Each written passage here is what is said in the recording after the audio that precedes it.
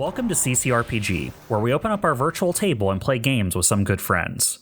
I'm Bob, and I'll be running Lancer, an RPG by Miguel Lopez and Tom Parkinson-Morgan. You can find it on itch.io. In our last episode, the pilots decided to investigate the disturbances Steve found underground with his survey spikes, finding a substructure consisting of an entire older city. They found and fought SMAC MCs setting up an odd device, which Dyne decided to shoot as it was building up power. The destruction was severe, and before the crew could make it back to comms range, Pound Foolish, leader of SMAC, had already spun up a story accusing the DBC Crew and Bête Noire. Included were images of Evelene drilling into support structures of the city, and telemetry data of the crew entering the disturbance moments before the area collapsed. We return to the pilots, deep underground in the sunken city. Crews that were once friendly are wary of them, their credibility up for debate. All the while SMAC, who they were told time and time again was a disorganized mess run by a clown, seems to be tightening the noose. Welcome back, pilots. Yeah, to be fair, it's still run by a clown. Yeah, I was trying to figure out the react to that. ready for Dower O'Clock? I suppose. I'm a little scared. Only complications all the time. Let's do this. We'll make this a Greek tragedy yet. Dyne has no regrets. He shot that thing and he wanted to shoot it. Right. I mean, who knows how tragedy. bad it would have been if you didn't shoot it and it continued charging up and blew up on its own accord. That's true. We probably wouldn't be here. So we're coming back to you guys just a little bit after you guys have vacated the area. You're in the expansive underground tunnels that make up this sunken city from long ago. And you have already talked to Ken from White Rabbit and Crux Croy from Kingfisher. Apprising them that you believe you had nothing to do with this, which is only a little bit a lie. It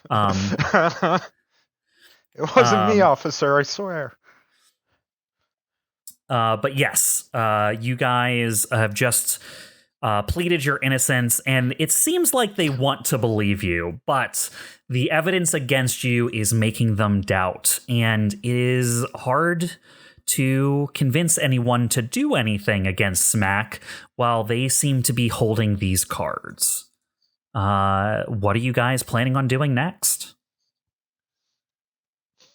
So I think We're still First- at the camera, right?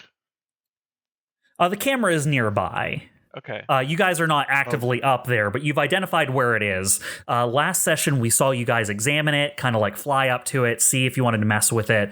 But KESTRAL did report to you from flying out to look at it that it is infused with the same weird metal liquid, like ferroliquid that was infusing the SMAC mechs that you will remember from the combat seemed to repair them, and also, if it went critical, cause a giant explosion. right. And so we're a little afraid to detach the camera for fear of causing yet another explosion.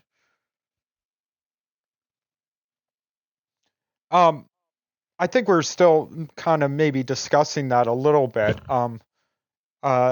Does anyone else have any ideas of what we could do?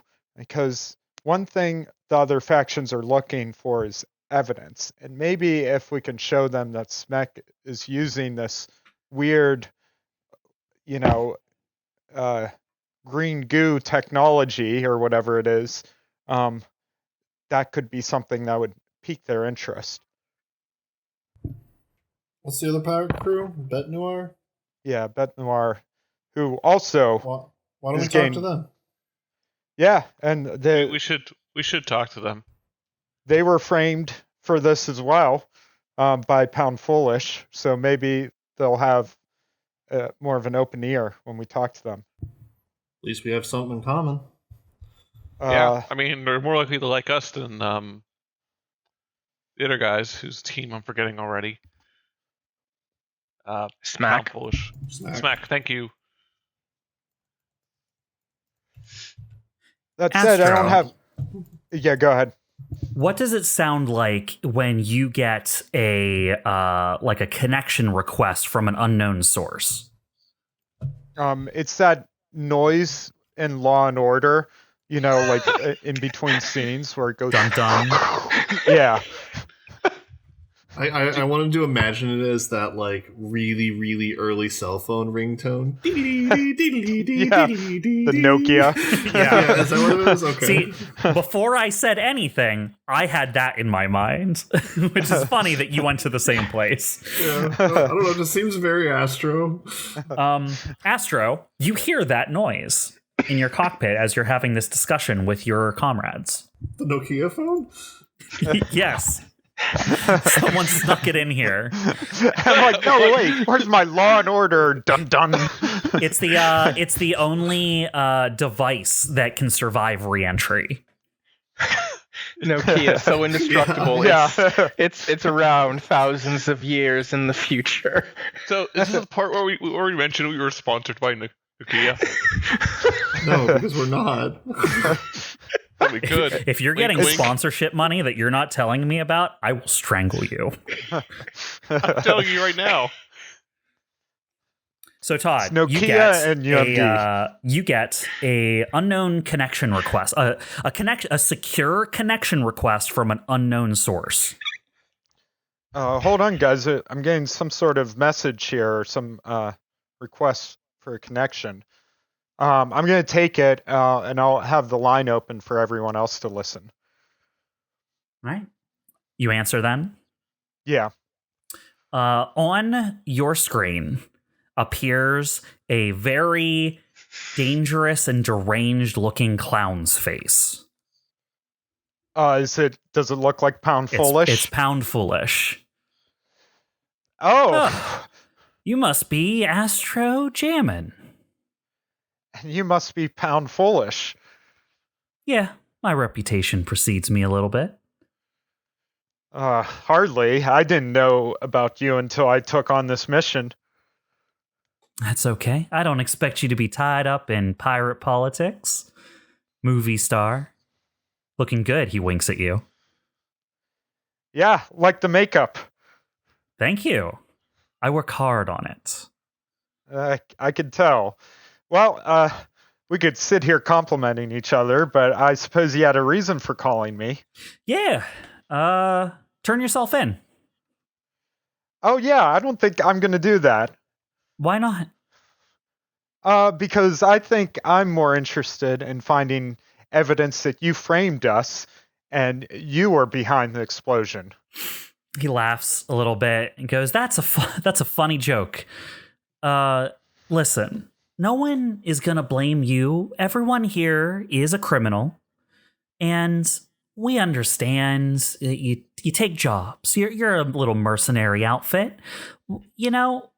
If you come to me, I can grant you safety. All you have to do is confess that Bête Noire was behind all of this. What is it with Bête Noire anyway? Why are you so worried about them?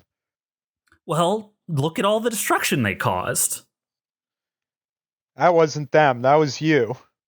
Well, I am impressed that you know how to stick to a story. Suppose I go to Bête Noire instead. Oh, you could. As soon as you run back to your patrons, everyone will just know for sure that, oh yeah, you were in bed with them the whole time. I figure at least they ought to know something, since you seem to be so hell-bent on pinning this on them. Real quick, while this is happening, Evelyne's going to send a text message to, or I don't know, space text message to Astro saying that if you can record his phone call, do it. Astro already did that as soon as he picked up the phone. So this is a secured call. If you want to try and record it via the system it's currently on, you will have to make a tech check against it. All right. Secured calls have defenses. You could like always take out like a Walkman or, you know what I mean? Like a secondary device and record the screen or whatever. But if you want to get like a native recording, a secured call will detect that is happening. So you would actively have to basically hack the call in order to skim a recording. Let's do it. All right. Yeah, go for it. Oh no. So this is This is going to be... Is this a mech skill check? This is through your mech. This is a systems check. Okay, so systems check. My systems is very good. The downside from this is when you do secure calls, it's almost fingerprinted, right? Like if you ever look at the record for a call, and you tried to hack it and fail, the call will end and it will show the reason why is you tried to mess with it. Okay. So that's the downside if you want to risk it. I'm good with that. Sure. Yeah, go for it then. All right. So let me so my systems is 4, so let me put this in manually. So that'll be a D20 plus 4. And here we go. I nice. rolled. Yeah. Scrolled way up so I didn't see it. 19. Yeah, okay, 15, cool. 15 plus 4 is easy enough. You are able to make a native recording of this on the directly into your mech's like data, your storage. Okay, so Asher will say, well, okay, and suppose we did turn ourselves in to you, took you up on the protection. Maybe you offer something to us in exchange, like what you want off this planet anyway.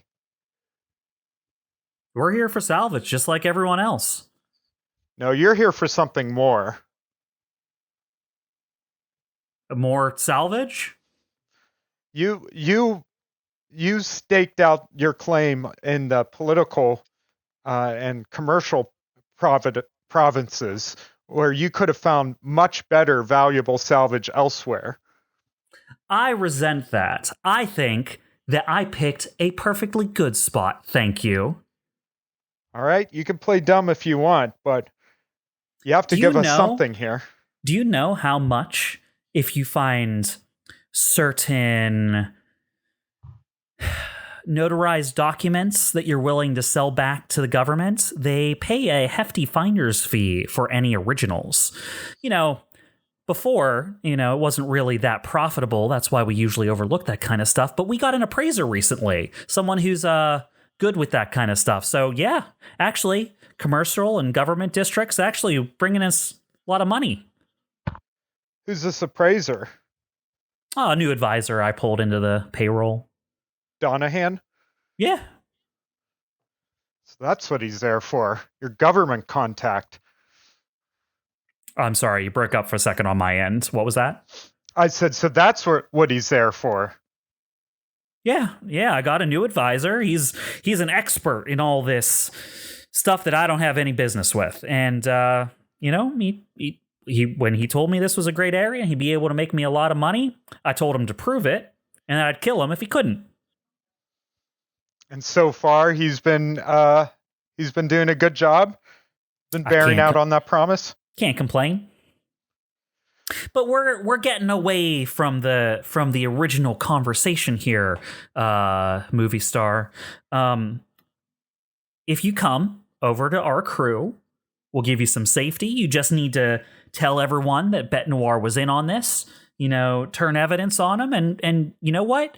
I know you're here looking for stuff. And I've heard tell, from various people that you can't find it in them other sectors. Now, I know we have a bit of a history, but you know what? That crew you killed, they were probably shitbags anyway. So I'm willing to wipe the slate clean. You come over here.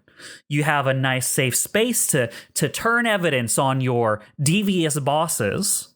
And you know what? I'll even let you look around here a little bit if you're trying to find whatever you're finding for your other employer. How do you explain that to the rest of your crew when you invite us in with open arms after you just very publicly accused us? Oh, I'm still causing accusing all you. this? You did it. You, working for Bet Noir, caused this horrible uprising. And I don't know what they're thinking, but everyone knows they're sneaky motherfuckers. So, you know, if you're willing to help us drive them off the planet, then people get over it. They've learned a while ago not to question me. Well, I'll give it some thought. But right now, we have some more immediate matters to attend to. I don't see what could be more immediate. Just our immediate survival is all. Oh, what? Because you pissed off two of the biggest pirate crews on the planet? Something like that. That's why I'm offering you the safety.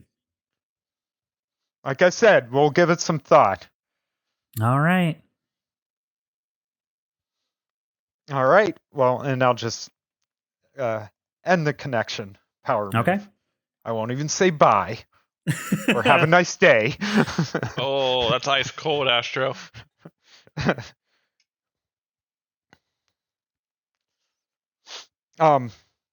Astro will say, well, now I really want to talk to Bet Noir.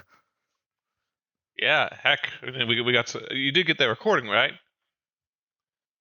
Yeah, but he's pretty much sticking to his public story. There's nothing really incriminating there. It's interesting, though. Well, I mean, I'm just saying that, you know, if we show them this evidence, if they had any doubts in us causing all this trouble, I mean, I think this will help us, at least with them anyway. I mean, it's clear he's trying to frame us so he can blackmail us into helping him with whatever he's trying to do on the planet. Whatever, vendetta he's trying to carry out against Bet Noir. Honestly, I think it's just they're the convenient scapegoat here. I'm not entirely convinced that he's singling them out.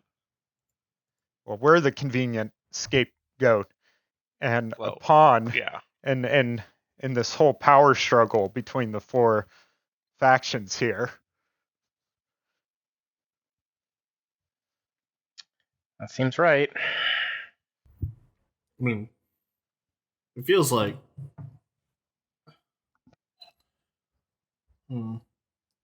Yeah? That's a trap, right? I mean, he'll kill us the moment we turn ourselves in. No, I think we're all in agreement there.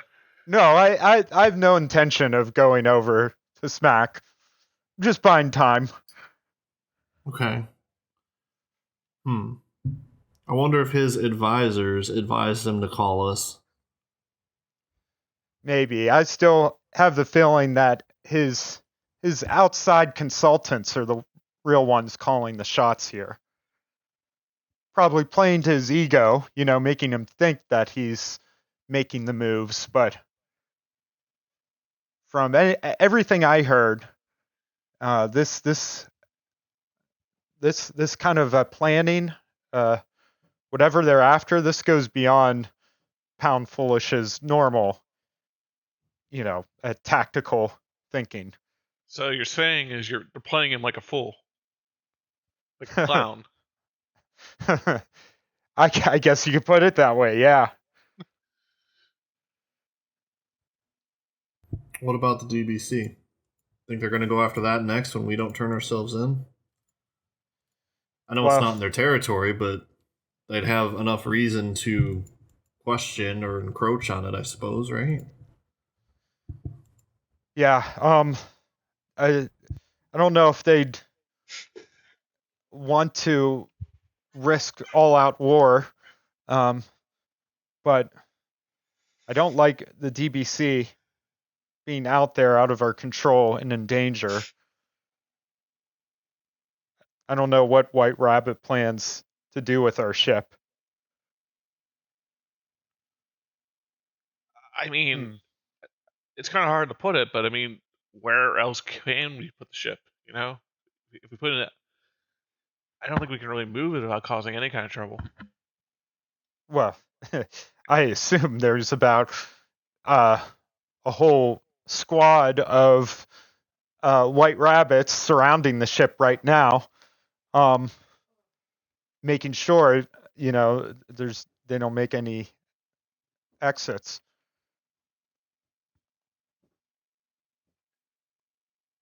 That is probably true.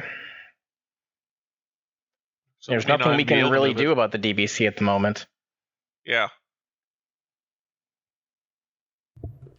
You say that, but we have 2.5 crew members on that. You think they just leave them in there?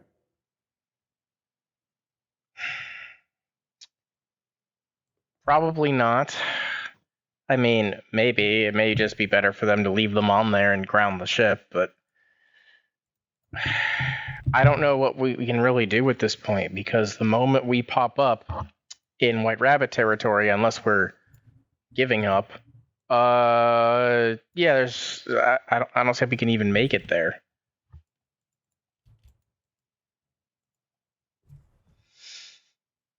Realistically speaking.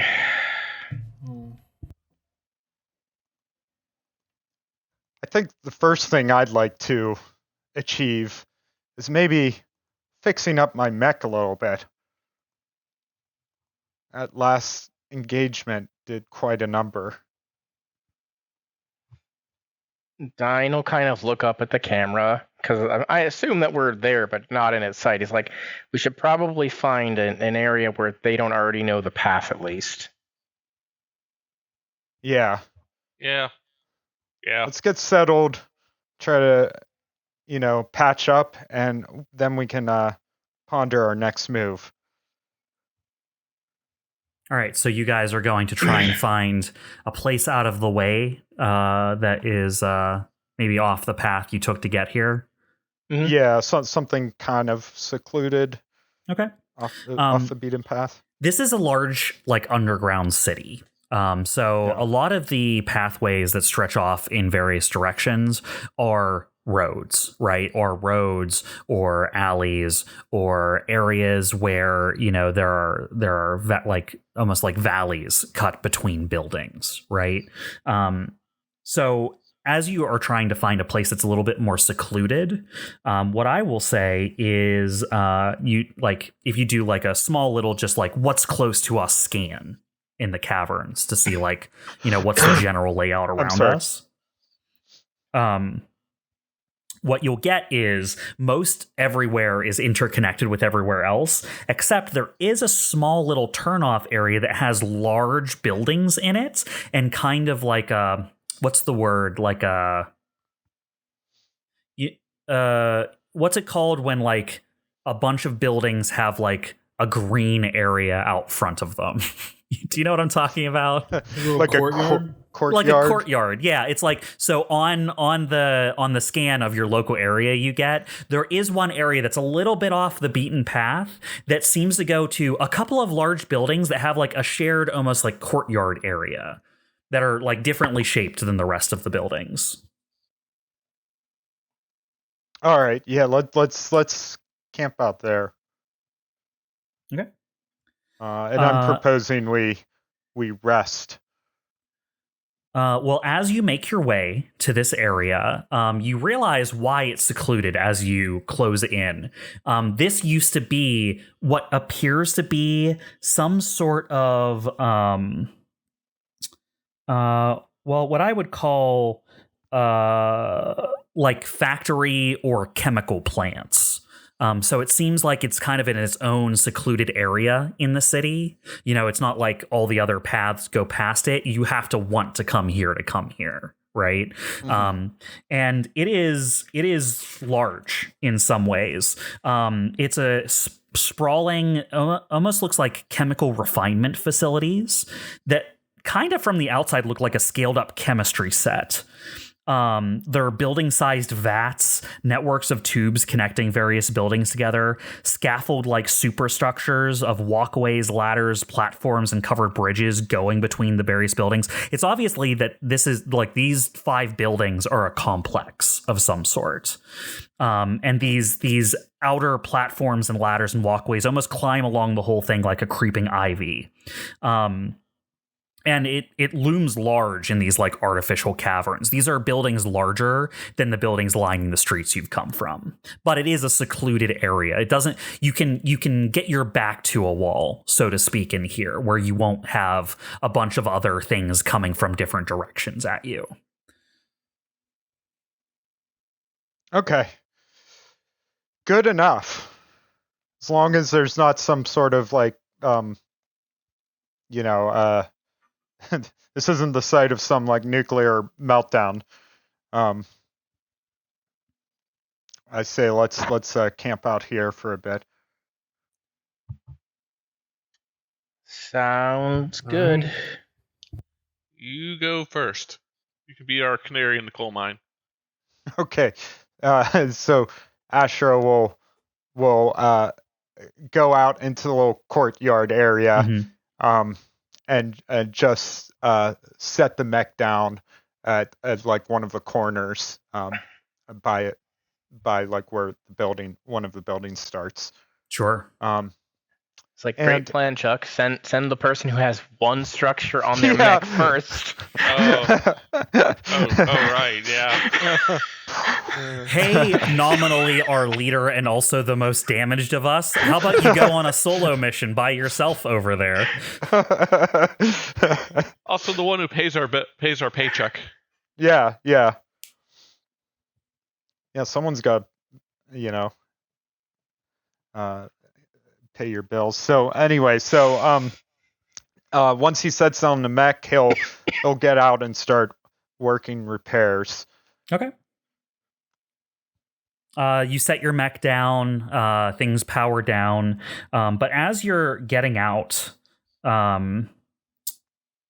you notice that for some reason the screens take like half a second longer to turn off than they normally do.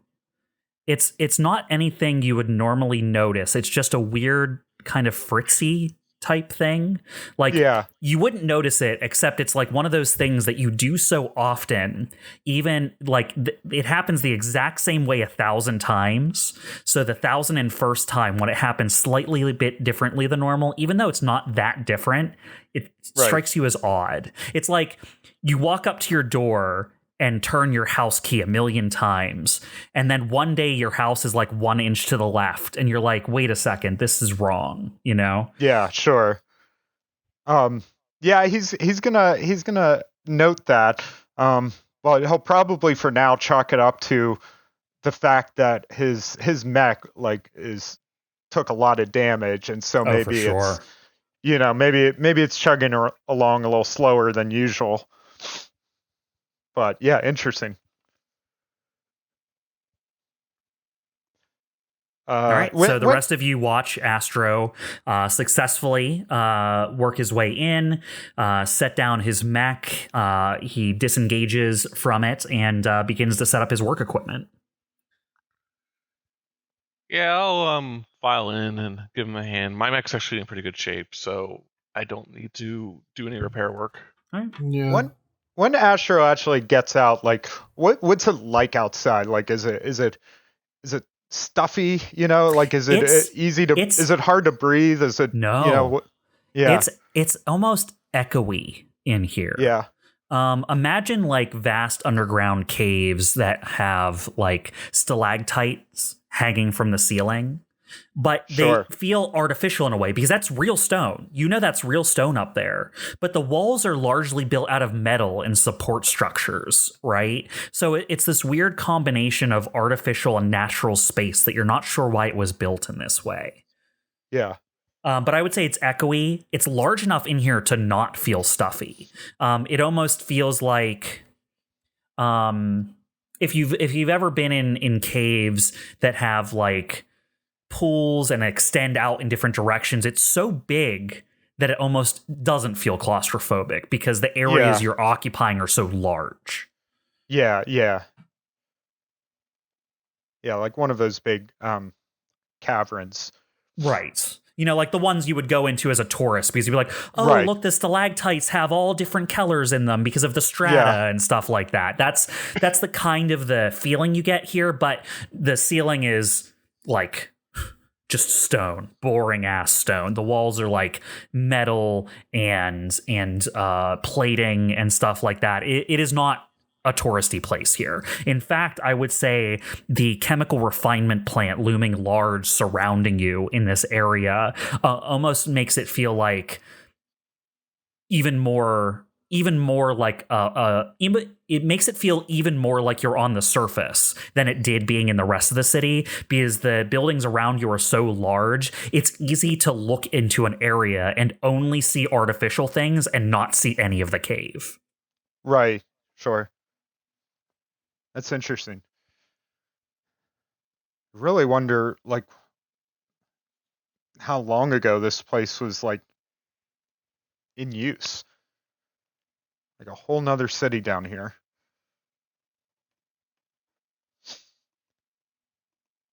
So do you all head into the courtyard area to set down and do some repair work? Yep. Yeah. All right. Well, it is rest time then. It takes 1 hour of uninterrupted downtime in order to do rest and repairs. The following occurs automatically. Clear all heat, clear all mech statuses and conditions. And if you as a pilot are hurt, you get to restore half of your pilot HP. Everything else requires repairs. And here's the thing I don't know if we were doing correctly before. Until you do a full repair for 10 hours, you keep all overcharge counters between fights. So every time you overcharge and it gets more and more expensive, that stays unless you do a full repair for 10 hours. That's weird. I never knew that. It doesn't stay in ComCon from the active mode to the non-active mode. It is possible the sheet I'm looking at is wrong, but it says that these are the things that happen on a full repair.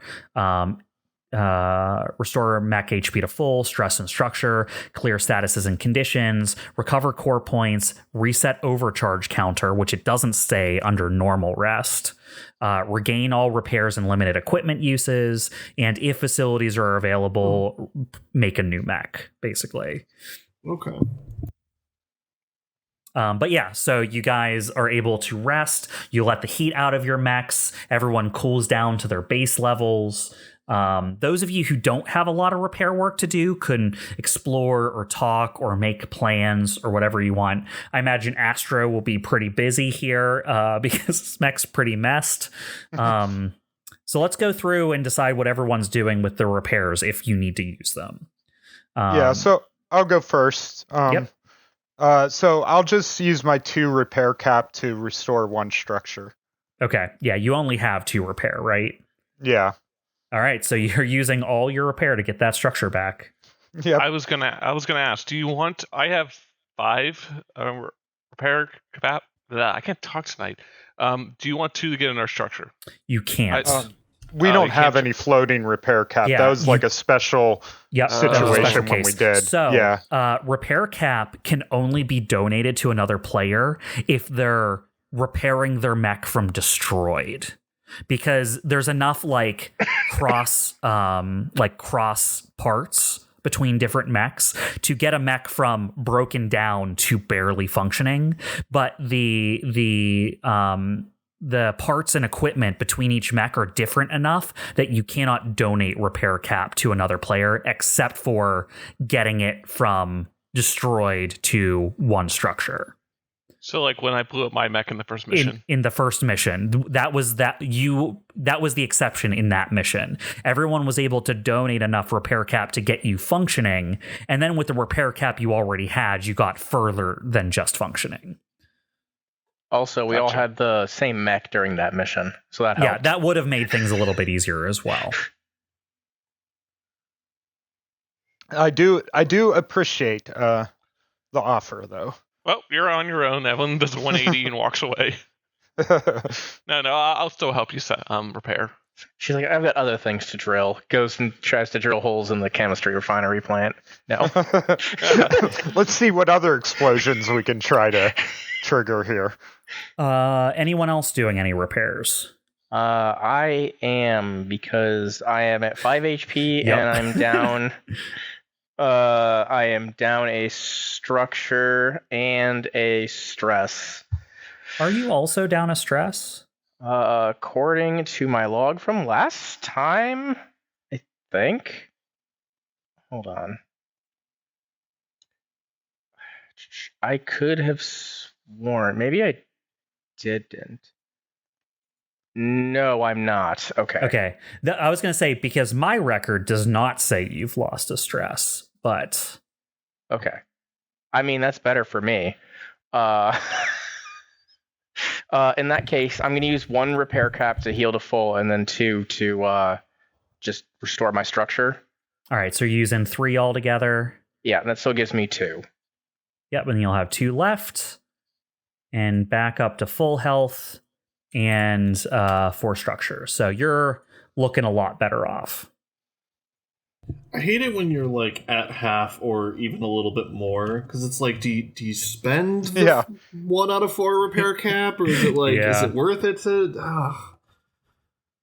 I think I'm gonna hold off. I'm missing a third of my health, but yeah. The only other time you can use the repair cap is in battle. You can do a stabilize to get to full HP. So the downside is not using it now means you'll have to spend action efficiency for it later, but there's 10 extra hit points. I mean, yeah, like you said, you still have 10 health between you and 0. So yeah, the only one who is better off is Chimera, who's only down 2 HP. So, I mean, I only lost this because some idiot decided to shoot a big bomb that I was next to. Bad idea. Hey, man, I really wanted to shoot that bomb. Listen, I spend like the first 5 minutes of the episode like, yeah, no, it's totally a good idea. Saved our lives. I mean, that's what Dyne thought. He's like, either I shoot it or I don't, and it may just outright explode even worse. I don't know. Let's just shoot it. Look, just assume that Artemis is rubbing off on you. Yeah, maybe. Dyne is spending too much time around Artemis.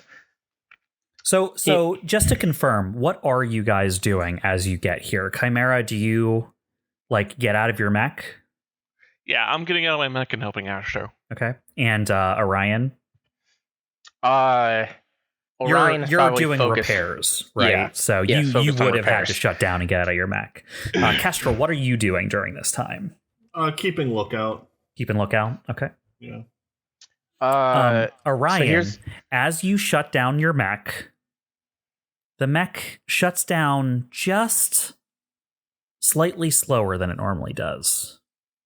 Okay. I was just going to ask if that happened. Following repairs, when I boot up, I'm going to immediately have Artemis and Caster run full diagnostic on the mech to see if they can isolate the issue. Okay. We will assume that happens a little bit towards the end of the rest then. Yeah. Because Dyne would notice that, and he's just like, that shouldn't happen. Was my mech all right, or did it also have the same problem? Nothing noticeable. You didn't shut down your mech. Both Astro and I did. No, Evelene got out. Oh, okay. Evelene shut down her mech and got out. Yep. In that case, since I wonder if it has to do with the AI. Here's the thing: is do you even know that happened to Astro? No, I wouldn't. Yeah, Astro. I don't think he said anything about it. Yeah. That's Jeremy musing. Dyne is not aware of this yet. Because I doubt Astro would have noticed enough to have mentioned it. He would have been like, "Huh, that's weird," Right. and just moved on. Exactly. Like he noticed it, but he was like, you know, that was a hell of a battle we just had. Yeah. So he kind of puts it out of his head for now. Okay. Okay. And then KESTRAL. As you're on lookout, what are you doing? Are you just watching the entrance, or are you looking around at the rest of the area you're in? Like, give me an idea of what you're doing over this hour. Is there just an entrance to the area we're at? Yeah, that's part of the reason Astro picked this area to set up camp, basically, is because there's only one entrance. So you can't get like snuck up on because it's almost like a cul-de-sac, right? But on a scale much, much larger, right? It comes down this way, comes to this giant chemical plant that looks like completely different from the other areas you've been to. But there are no other pathways that come away from this into other caverns. It's kind of like a dead end. Okay, cool. Then yeah, I'll find an area where I can hunker down and just watch the entrance. Okay. And probably just stretch my legs. Yeah, absolutely. For a minute. Yeah. But I'll get out of the mech. I don't think I power it down. Oh, though. yeah. I'm just like stretching it and getting back in. Yeah. Yeah, like open the cockpit, step out onto like the little platform that extends, just like look around, do some stretches, that kind of stuff. Exactly. All right, cool. All right, your rest completes uninterrupted. COMET, you're able to, with help from CHIMERA, kind of put all the bits that have fallen out and are sparking back in order. There are some parts that are missing here that you don't have replacements for. So that's why you're stuck as two structures still.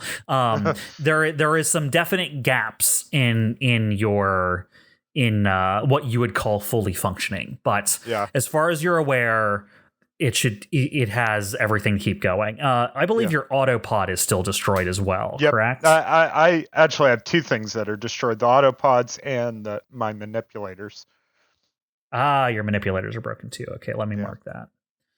All right, but yes, so those obviously are still broken, and you just kind of look over things and you're like, well, it's the best we can do with the materials we have on hand. Your mech doesn't have a lot of extra space for spare parts. No, it does not. It's a small guy. And Orion. As you finish your repairs and get things pulled back on, you have Castor and Artemis do a system scan to see if there's anything wrong. What do you tell them? You power the system back on, everything comes back on, and you will notice that Castor and Artemis have kind of chosen two screens where their appearance often appears as things are starting up. So you will see their kind of images appear and acknowledge that they are online as everything pulls up. What do you do? I'd be like, Castor, Artemis, when I shut down, it looked like there was almost a little maybe system error. I don't know. Can you guys do a full scan to see if you can identify what was going on? Castor speaks up first. Systems error. I didn't notice anything different. Odd that you would notice something that we didn't. I will check the scans. And Artemis will say, no, but it does feel weird here. I'll look into something. And Artemis's face paint disappears off the screen. Okay.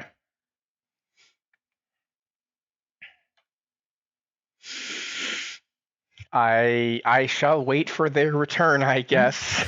Yeah. After a little bit, Castor comes back and will give you a readout that as the mech was shutting down, there was a odd time lapse.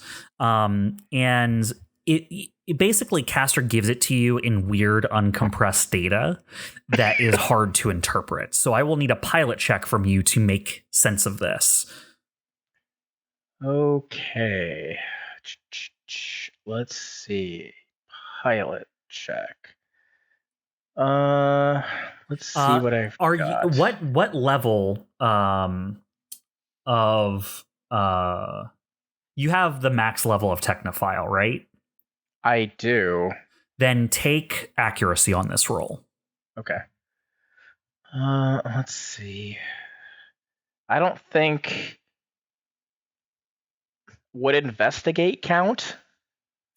Investigate reads as research a subject or study something in great detail, which probably doesn't... That's like the closest I have, I think, that would apply, but I don't think... I think that's close to what we're doing here, because you're examining this data in great detail. You're this is like...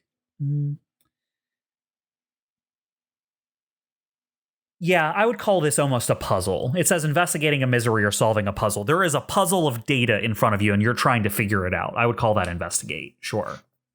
Okay. So I will give myself 1 accuracy, and this is investigate. So this should be a +4, and we are going to 23. Nice. That is well above what you needed. You examine the data, and you look at it, and you know when you turned off the mech what happened. But the data just shows a weird sort of anomaly where timestamps aren't recording correctly. And you ponder it a while, and you actually have to like check something. You pull out like a handbook that you have like in your Mac about like certain installation details of, you know, when you started incorporating Caster into the Mac. And like what to do about like 2 AI occupying the space at the same time and stuff like that. So you had to do a lot of additional reading. You're like, this is odd. You open up the data, and as you examine it with this outside resource, you realize there is a length of time occupying no more than a couple of seconds where your AI experienced time at a different rate than you did. That's experience time faster or slower? Good like, question. I assume slower. It is. They think you pressed for you press the off button and the mech shut down 3 seconds later. For them, you press the off button and the mech shut down 2 seconds later. So, you know what I mean? It seemed like things took longer to you, which means to like it seems like. Does that make sense? Like, it's almost like you're, from their perspective, you're the sped up one. I'm going to mention this anomaly to the others and be like, did any of you guys experience this? Actually, no, I would point this directly at Astro, as he's the only one who has an AI. Astro says, well, actually, now that you brought it up, I did notice a weird delay when I was shutting down my mech. I didn't think too much of it, but I definitely noticed it. You're saying the same thing happened to you? Yeah. Have your AI, whose name, I'm sorry, escapes me, Lynch. Run a diagnostic. I'm sorry. Yeah, so once I boot everything up again, I'll say, so did you explain to me this whole time dilation thing? Yeah, I would have explained it as far as I understood what happened. Okay, this is going to be a fun question to ask Lynch. Once I boot him up, I'll say, Lynch, how are you experiencing time right now? You know, I think meeting's kind of a personal thing. That's fair enough. But does anything feel weird to you lately? Weirder than usual? What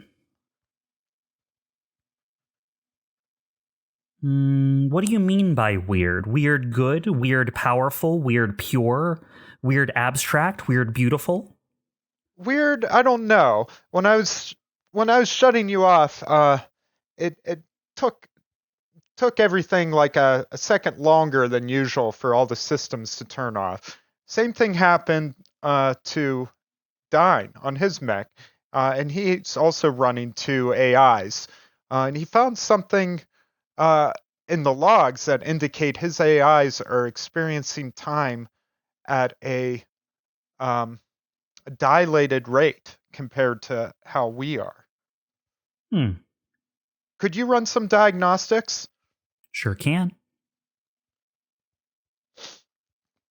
Thanks, Well, I'll buy you a coffee. He turns it around in 2 seconds. Like, you tell him to run the diagnostics, he's like, well, how about that? Yeah. What'd you find? That same thing.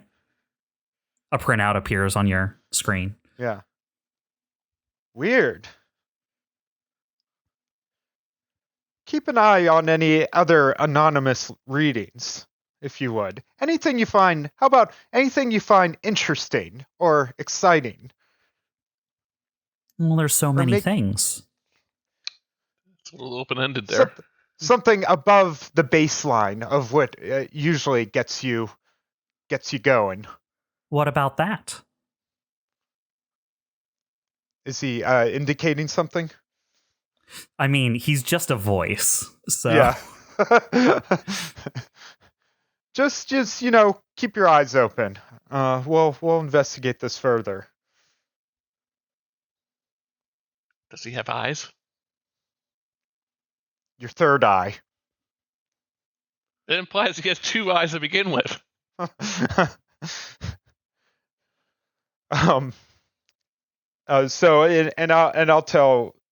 I'll tell Dyne. Yeah, it's the same thing. I don't know what it could mean though. It beats me. I don't know. It didn't happen before. Maybe it's something in this area? I don't know. Maybe it had something to do with the reading we were investigating. And once we were kind of in its sphere of influence. Maybe. It's all just speculation, though. Well, we'll keep an eye on it for now. Yeah. Sounds good. Just what we need. The AIs are getting stronger. Yeah. They can change time itself. They control the fabric of reality. That's good.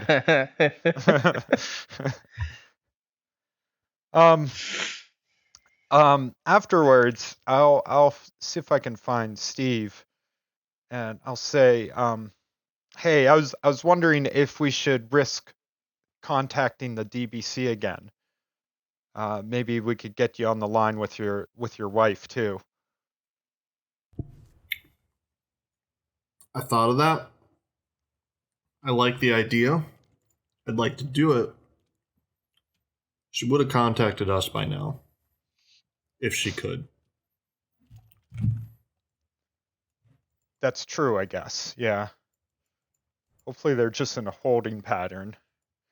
You know, there's one option we haven't considered yet, which is just trying to escape. Get off this planet. I've considered the hell out of that option so far.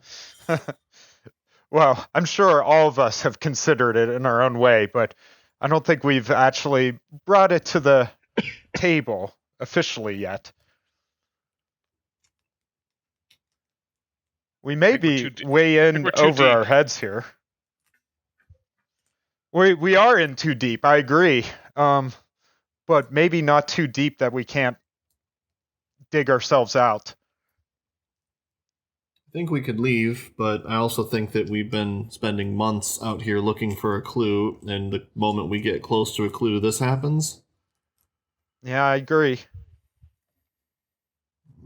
It doesn't add up, and I don't like it, and I'd be surprised if Manticore isn't involved.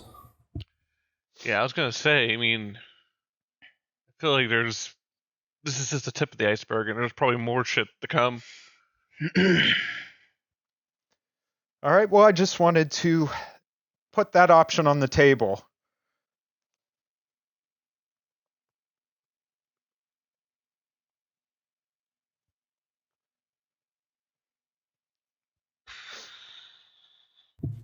Steve doesn't say anything else. He just kind of looks out towards the entrance.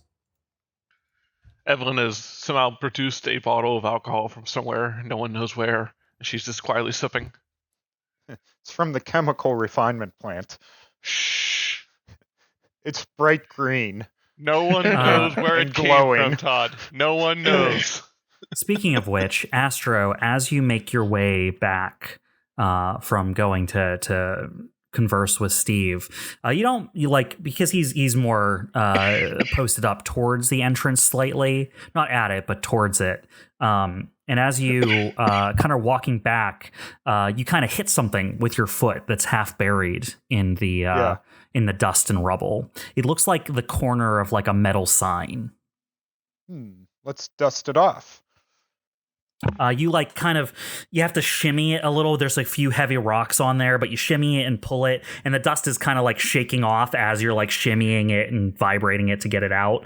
And as you pull it up on this almost, it looks like a road sign, right? That would be on the side of a road leading in here. You will see it is like a yellow sign with like what you would recognize as warning symbols around the outside of the sign. And in the center, it says Site 12, but 12 is in Roman numerals, so it's Site XII. Okay. Site 12. Where are we? What were they doing here? Maybe we should investigate this plant and figure out what its purpose was. Over there? Huh? What? Oh, you watched him stumble over a sign in the dirt, shake at it to try and pull it out of the ground, and then start mumbling to himself as he reads it. He's like, boss. Yeah, and he just points to the sign. Apparently this is Site 12. I found a sign of what we should do, says Astro. No. I don't know why, but the sign just makes me think of Amalintos from our other TNT game. I'll come walking over. Why do you keep pointing at this? What is this? Site X2? 12. What? Okay. Roman numerals, I think. What is this plan anyway? What do you think they were doing here? I look around as if almost not that I didn't notice where we were, but noticing where we are for the first time kind of look around, you know? I have no idea. I mean, why is there even refinery, right? Why is there even this underground city? We didn't know about this coming in. Is that a normal thing for corporations to do? Put a city on top of another one? It might be, but I don't know. I thought we established this is normal. I could be wrong. You have no other examples in mind of this. Yeah. Never mind then. What I establish as normal is building a new city fairly quickly is something that corporations can do fairly easily. Building a city on top of a city, you're not sure why they would do that. It seems unusual. It's like it's the sort of thing that I'm not like, like who knows what corporations get up to. I wouldn't put it past them to do all sorts of crazy projects. But it seems odd to have this whole underground city here and then build a settlement on top of it. I know maybe we're getting off track, but is anyone kind of curious about looking around this plant, maybe figuring out what they were trying to do here? I am not, while I'm waiting to find out if my wife is dead or not. Yeah, that does seem important. How about this? How about we spend... Are you there? I still haven't figured that out. The power of alcohol makes Evelene everywhere. Okay. I imagine Evelene wandered over to see what you guys were talking about. Okay, yeah. Sure. It's easier that way. All right. Well, that's fair enough. I guess our next move is to try to get in contact with Bête Noire. But how? I don't have any contacts in Bête Noire. I have a feeling if we acknowledge or say who we are when we contact them, they're probably going to answer. They've got questions of their own, I'm sure. I'm sure they do. Do I think I could just kind of reach them out to them on radio comms? What I will tell you is frequency. You can do that. You can just send an open signal to them, but unless you're dialing a specific signal in, then that's just open radio. Anyone can listen. Yeah. I will remind you of a thing. I don't want to take this from you, but it is something your character would know. But you do have someone who said they could set up a meeting with them for you. Oh, yes. Hale Oberruder. Didn't she say that? Because she's the one who originally set up a meeting for you with Kingfisher. She was going to do the same for Bête Noire as well before shit hit the fan. You're not sure if that door is still open to you, but as far as what's on the table that Astro would have in mind is you could either contact them publicly and then everyone would be able to hear what you say until you're given a private channel to talk on, or that's the other person you knew could get in contact with them that you know of. Well, Astro will say, I do remember Hale was gonna set up a meeting with them. So maybe if she'll pick up, she could still arrange that. Well, considering all of the trouble that we got ourselves in, I think she's in probably just as much trouble for vouching for us. Yeah, I was going to say, I wouldn't expect her to pick up. You got to make the call either way, but, I mean, this is the second time now she's getting burned because of us. She might be mad. And that's a risk we are willing to take. Well, I messed up. I mean, we go back, but recently I messed up a business deal with her, and that's why she's kind of roughing it out here with the White Rabbit.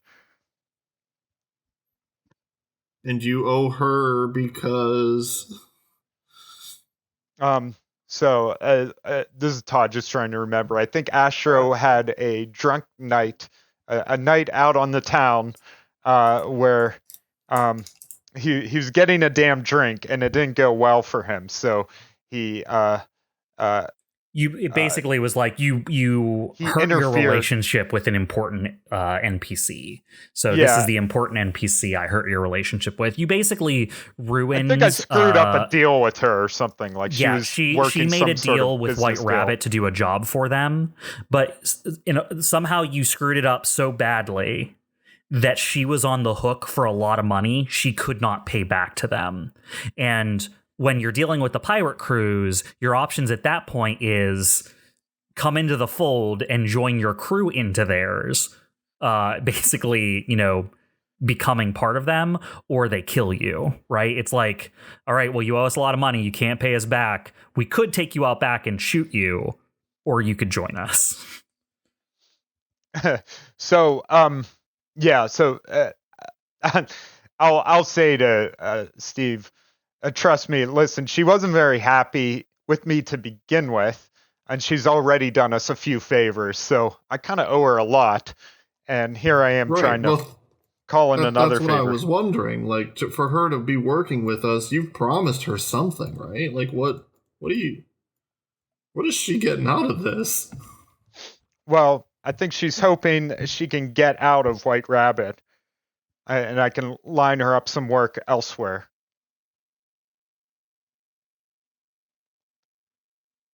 Which we definitely can do once we get ourselves out of here. Heck, maybe she can join our crew. Anything's on the table. I don't know if Astro's looking at the time, but when he mentions that, I just get like a horrified look on my face for just a second. And then just straighten it out, shake my head, and look back at Astro smiling. Mm-hmm. Could use more hands, I assume. All right, well, Anyway. watch the entrance. Go talk to your sign or whatever.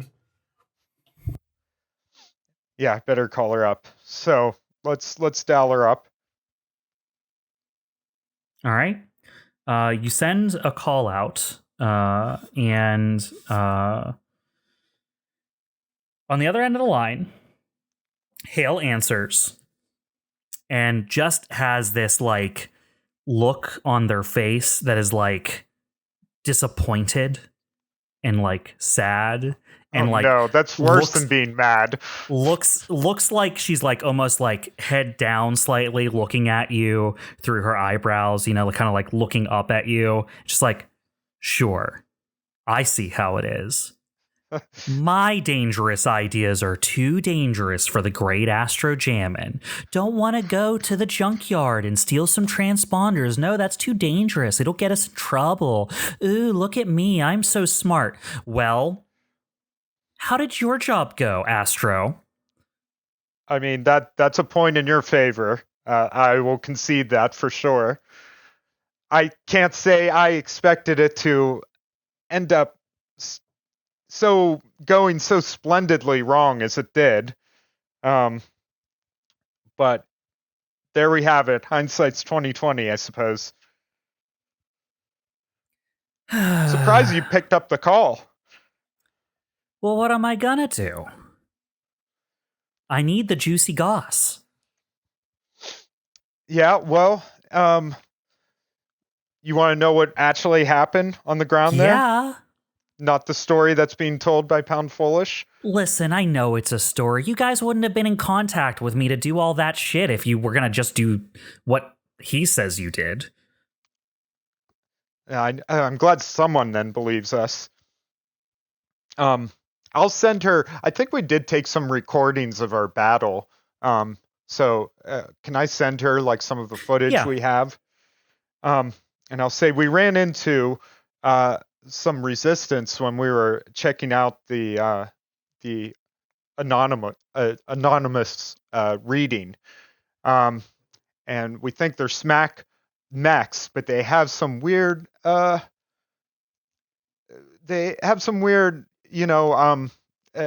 they're being powered by this So what's the term? This may be the first time you've noticed it, because this is the first time you're scrubbing through the footage, trying to show it directly to someone else.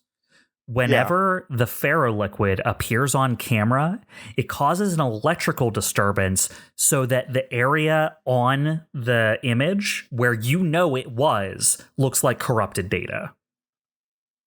Okay. This is the same data you sent to Ken Talonflare earlier, and he just looked at it as, oh, this is proof that Smack was there. Okay, yes, I understand. You're telling us you fought Smack there. Sure, great. But that doesn't exonerate you. We still don't know why you were there, right? This is the first time you're looking at it in detail and realizing, oh, people can't see that there's this weird technology thing happening that's unexplained. So yeah, Astro's like, well, I'm actually noticing this for the first time watching the playback.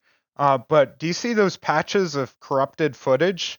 Yeah, it looks like some sort of electrical interference. Yeah, this is weird. These mechs were being augmented by some like ferrous liquid or something. It seemed to heal their mechs when they took damage, but it also was very explosive.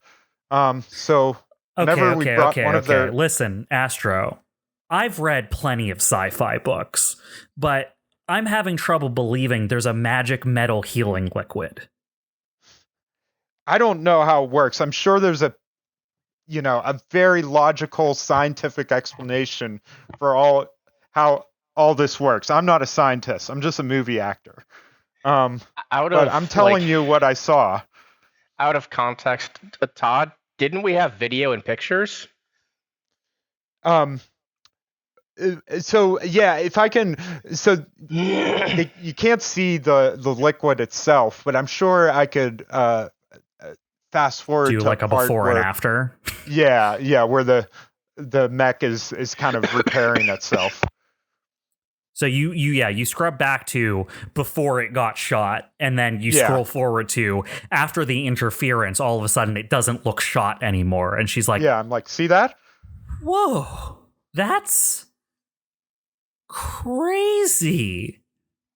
Yeah, I'm telling you, SMEC is dealing with technology I haven't seen before. What the? How do we get this? Beats me. Figure out what SMEC is doing behind the scenes. So you're saying what's behind all this, weird corrupted data in your video is she pulls up her hands and does like air quotes with her fingers. A magical metal healing liquid.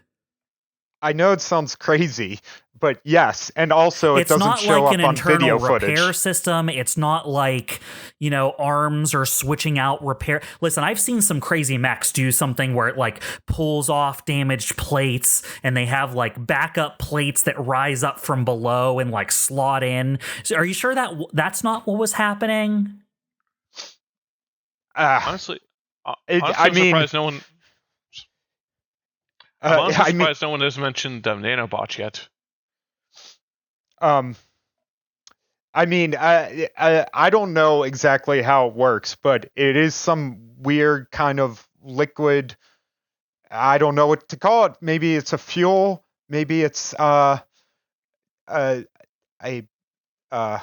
biomechanical gel that patches.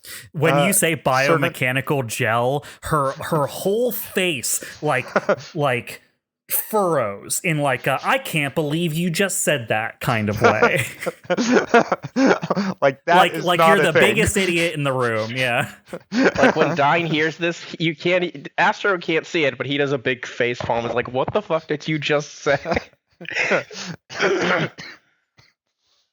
But I don't know what it is. I'm just telling you what I saw and what we have on tape. And this same substance, the same liquid, is what's caused that huge explosion too. Huh. Okay. It had it magically repairs metal and explodes. It's like exothermic. It's highly reactive, I guess.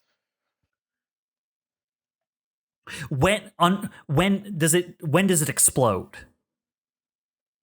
Well, it seems when you destroy whatever machine it's operating. Oh, Astro. I'll fast forward to part.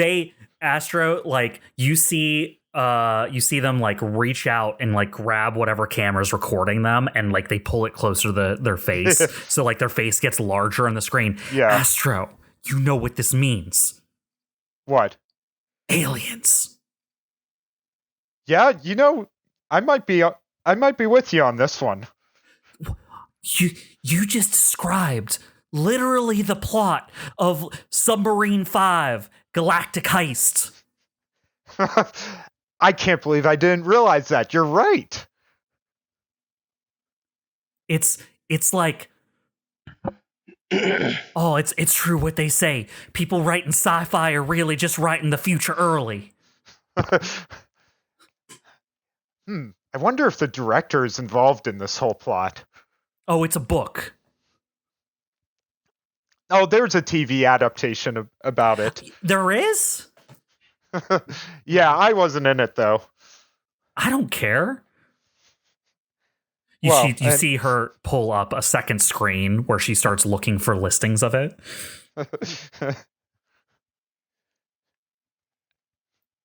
Astro may or may not be thinking of the same thing. Why would aliens join a pirate crew?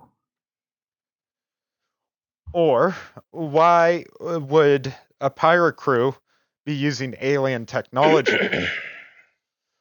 Or maybe this is just highly advanced corporate experimental technology that has been hidden to the public until now. Okay. But I I told you believe about- Smack would have that less than them having aliens. Well, I told you about Smack has a couple guys coming in, outside influencers. So they're the that aliens. seem to be they're well, they may be the alien ambassadors. Sure, I can humor you there. Or they could be representing corporate interests. Oh man, if corpos have this kind of stuff, we're all screwed. I agree. Well, listen. Here's why I was calling. I was wondering if you could still set up that meeting with Bête Noire. She looks Seems- like confused, like caught off guard by the request for a moment, and Yeah. then like readjusts and is like, I mean, yeah, but why? Well, the way I'm looking at it is Pound Foolish publicly accused us both of causing this explosion. We know Smek, and Pound Foolish, by the way, called me personally, and he said he'd take us in if we just point the finger at Bête Noire. So Okay. I'm kind of interested to hear what they have to say. I bet You're they're not gonna- interested to hear what we have to say. Why would he be? Okay. Yeah, okay. I'll set you up a meeting with Bête Noire. I'll see who I can get a hold of. I know a few people over there. But yeah, you know what? Just stay available and I'll get back to you. I'm going to do this now. I don't got a lot going on, so just stay available. I'll get back to you real soon. Hey, and can you do me another favor? Can you just keep an ear open and see if you can figure out what White Rabbit is doing with our ship? Oh, you don't know? No, I don't know. Tell me. Well, they isolated it. Okay. Yeah. All I know. Remember, I'm not in the officers club here, but all I know is that a few of my old crew members from before we joined said that they heard an argument.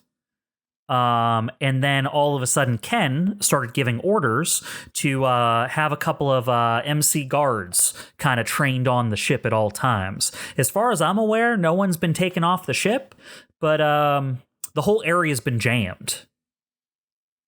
All right. Well, that's good. I guess they haven't boarded it, right? Not that I know of. If we have new prisoners, I haven't heard of them, and I probably would have heard through the grapevine. But no, as far as I know, they have a guard detail priced on your ship. I mean, right now, I hope your ship's comfortable because the rest of your crew's probably prisoners on there. Well, as And I long don't as know they're how safe- much of the I don't know how much of the electronics on there are working either. So I hope you have some. I hope you have some.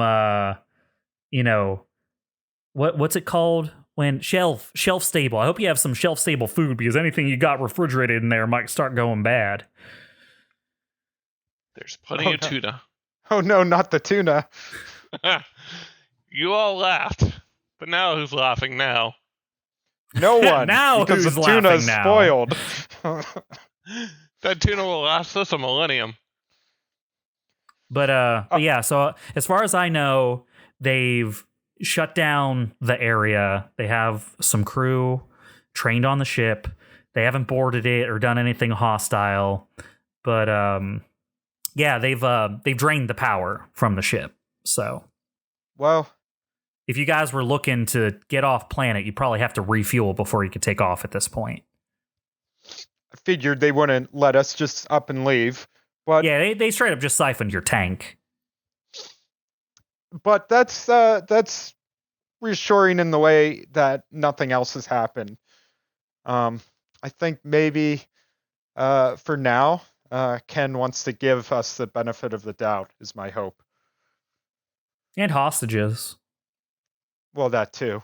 But Yeah. as long as they're safe, that's all I Listen, want what to hear. I learned is rule number 1 of negotiating in pirate business is have hostages. So yeah, that's usually a good go-to. All right. Well, like I said, stay available. I'll get back to you as soon as I have something.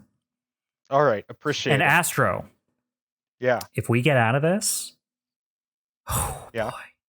Oh boy. I will show up any day of the week and just ask you for something, and you're just going to have to give it to me. If I say we're going out drinking tonight, you're paying the tab every night from now on, forever. That's fair enough. Trust me, I'll be happy to pick up all tabs from now until eternity if we get out of this alive. All right. Talk to you later, loser. And she shuts off the call. All right. Well, it's interesting about this video footage. I hadn't noticed this before. Yeah, none of you watched it in detail before. Yeah. You recorded it, but you haven't really watched it back. Right. Not only is it a magic liquid that can repair mechs and go boom, it can delete itself off of footage.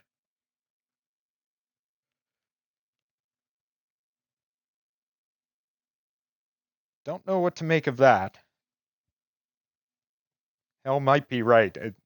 Maybe it is aliens. Are you saying this to anyone, or are you just musing to yourself in your cockpit? He's musing. Okay. He's monologuing. Then if you're musing to yourself in the cockpit, then you'll hear a voice click on over your shoulder as you're doing so, and you'll just hear aliens. I wonder if they're real, if they think the same things we think. Me too, buddy. Me too.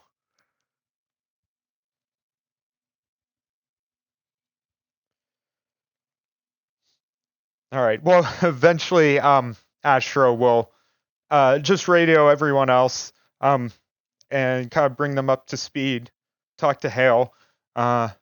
She's gonna set up a meeting with Bet Noir, or at least get us in contact with someone. And also, hey, check out the footage. This weird ferrous liquid doesn't show up on any of it. It's just corrupted data. That's mighty convenient. You can't really get evidence of it.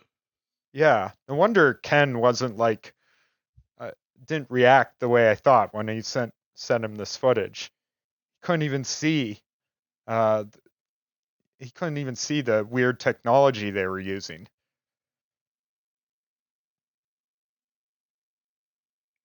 You know what? We got time to kill, right? We have a little bit of time until I hear back. Well, what are you thinking? We got that camera back over yonder that's powered by that goo.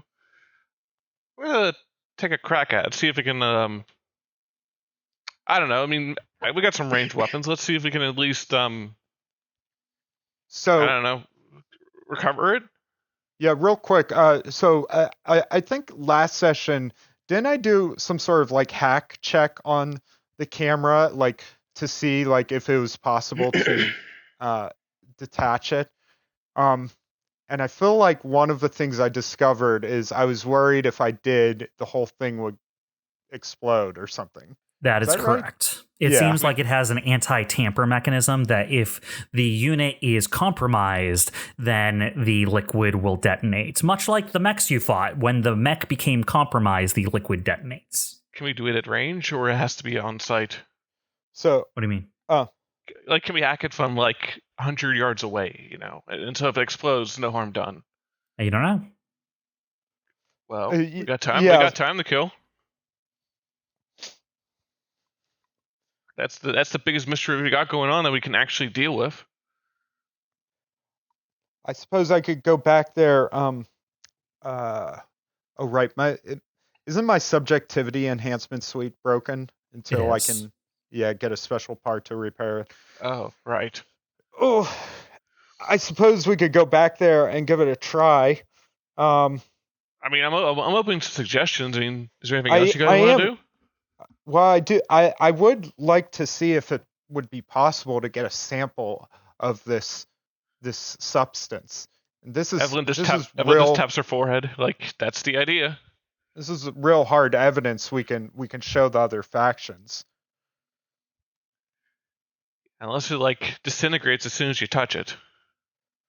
Yeah. Actually, we might disintegrate if we touch it, but still.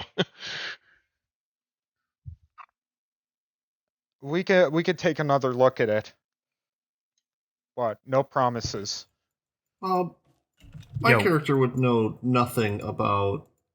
Like Ren wouldn't have told me anything about like the first mission the DBC had, I guess it wasn't our first mission, but. You mean the Mission one on that the took station? place on the Yeah. White station? Yeah, the space station. Yeah. Yeah, no, she would have given you like her write up of that. Yeah, absolutely. Oh, I would know about it. Oh, absolutely. Yeah, 100%. Okay. Yeah, you would have data from the mission the DBC did on AO station. Okay. Then I'll respond with, wait, you said the cameras don't show up. Didn't that happen when you guys were on AOS? What? Didn't what happen? There's some sort of thing you guys fought? Yeah, oh yeah, we fought some strange mech with technology I haven't seen before. Didn't it do something similar? It did. Was there goo? It's been so long. Literally. There wasn't goo, but we destroyed the mech and then it sort of like reassembled and fought us again. So it was a Matryoshka doll, basically. There was a mech inside the mech. Yeah. When you destroyed the mech, the outer shell that was the mech you thought you were fighting basically got burned away as a smaller, strange mech kind of rose up out of the rubble. That's the thing that started hacking your systems and made you shoot each other and started like overheating you and stuff like that. And remember, you did a scan on it and you couldn't even get like frame data on it. Right. A weird thing happened where your systems almost had like a strange sort of memory tick where it was like, well, it kind of looks like this and it kind of looks like this. So it just fused the two like mech names together, which just became like a weird jumble of nonsense that you couldn't read. So it was like, it was like pulling up a data that was like in between two files. It's like your mechs have never seen this before. Yeah, it wreaked havoc on our sensors and our systems, and it was hard to get any sort of data, like physical data, on what it even was. Well, I don't know if I'm sure if we recorded it with video footage, we'd probably see a big corrupted blot there too. Who knows? But yeah, I wouldn't be surprised. This is probably part of the reason Ren is so interested in what's happening here. He probably senses a linkage of some sort. Yeah, they're always thinking 2 steps ahead of anyone else that's thinking ahead of them. That they are. Well, at the very least, I think Ren would be interested too if we brought back a sample of this weird goo. So let's see what we can do. I vote freeze it. Flash freeze. If we could do it, I'm all for that. I look at behind him towards the chemical plant. Let's see if we got something that works. Okay. Let's go check it out. Is there a good point of ingress to this chemical plant? So, okay, I'm sorry. I was trying to look up stuff from the first session, so I was just no letting you problem. guys converse with each other a little bit. What is your plan? So we're I'm kind of hoping- winging it right now, but Okay. Go ahead, Jay. Yeah, sure. I'm sorry, I didn't mean to interrupt you. But I am hoping that there's some sort of future liquid nitrogen or something here that freezes really fast, because I figure if we freeze the goo, it won't be able to explode. Hopefully, I feel like we our could mechs have take it as a coolant. sample. Well, We this is a chemical refinement plant, so there is a possibility you may find chemicals here. Yeah, that's the idea. All right. So I think we want to explore this plant a little bit on foot and see if we can find anything Auto useful. tune Todd. I'm Oh, sure sorry. on your Robotics. recording you sound fine, Todd, but over Discord you've become a robot. Okay, how do I sound now? Am I Fine. okay? Yeah, you're good. You're All good. right. You're good. Very good now. My internet has been a little spotty today, but just bear with me.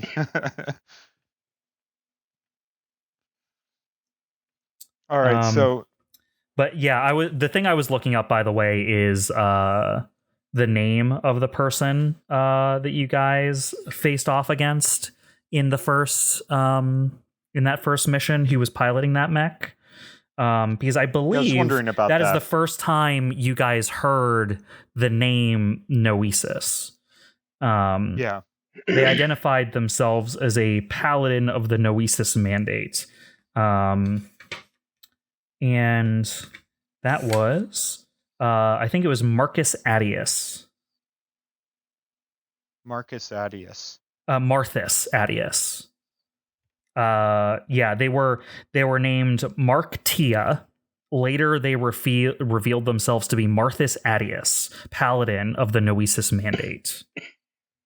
Can you So that- post that somewhere, Bob? That name? I believe I might have that just in my thing right here. They were from Barrel.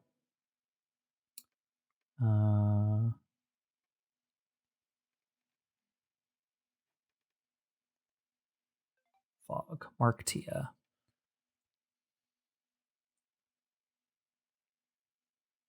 Okay, I didn't put their secret info on here, so I'll just type it out for you.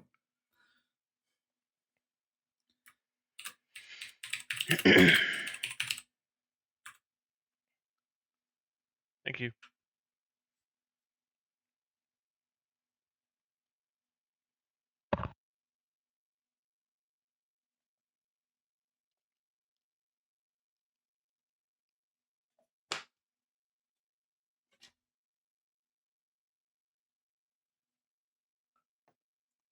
All right. So, as you all head over towards the chemical plant, I described it as this large network of refinement facilities. One building that looks like it's a giant vat connected by tubes to other various buildings.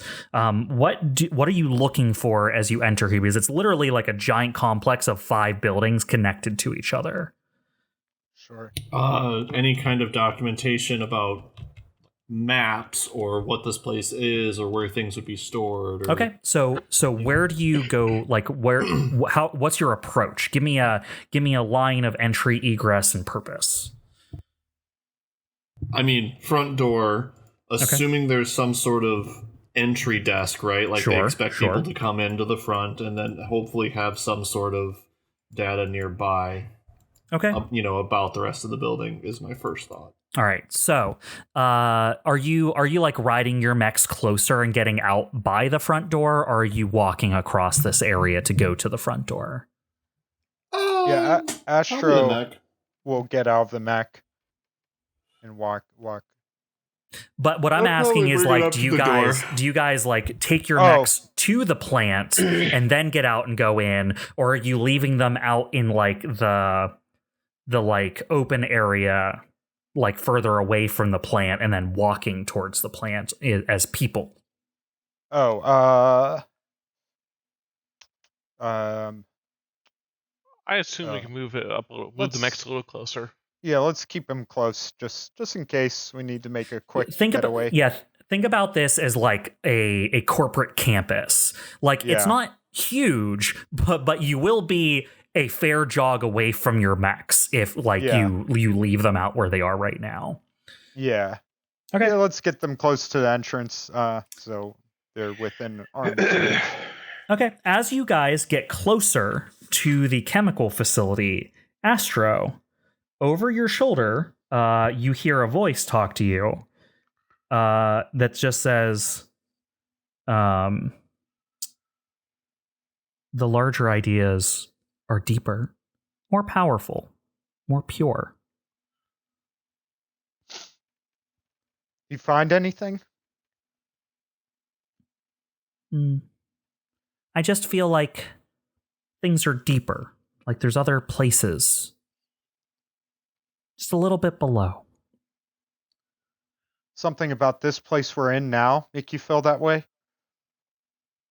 Now that I think about it, there is something about this place, like I can see it.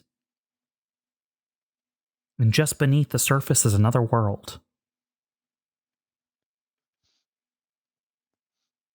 I mean, we're already beneath the surface in a different world. Do you think there's something below this? Maybe there's still different ones, if you dig deeper.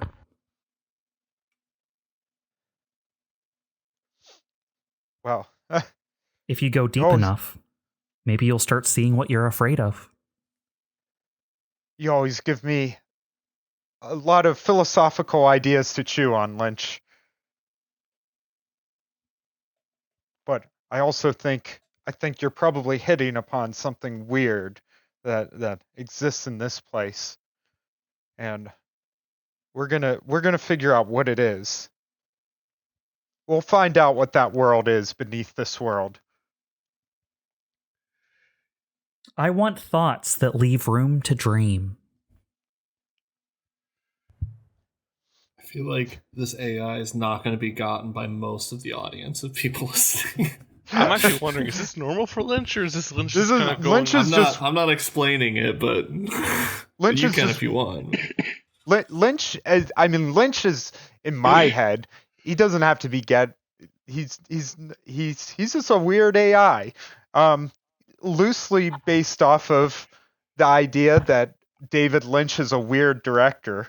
But he kind of has his own thing going too, you know.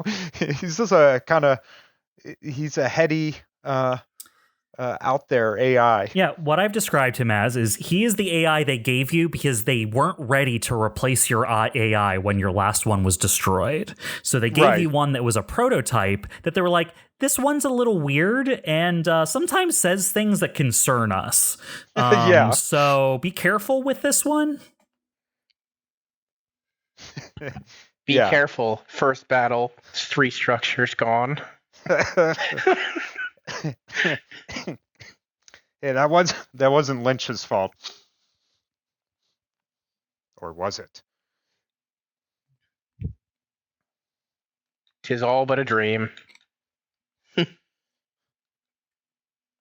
You guys didn't tell us about your rogue AIs and everything, right? I mean, I say rogue AIs, but the time dilation they had. I mean, you haven't yet, so I'm just assuming you haven't. Yeah, go ahead. It hasn't come up for Astro yet. He's not withholding it, but yeah.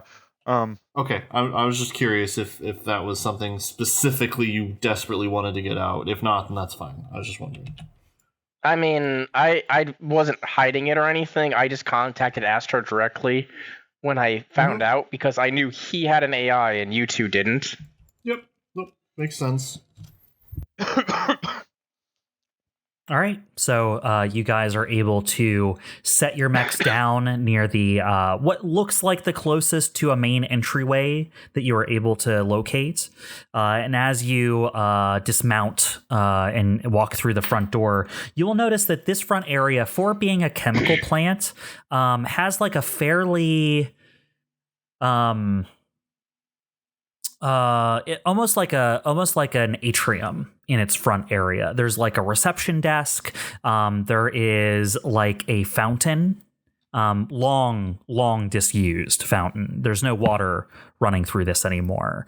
But you could tell at one point it was like fairly impressive, but not much. This is not like the corporate access you would see from like a Terratella or something like that. But this is like a place that was built that like important people might have to go to, because you can tell like there's some presentation here. It's not all hard lines and manufacturing.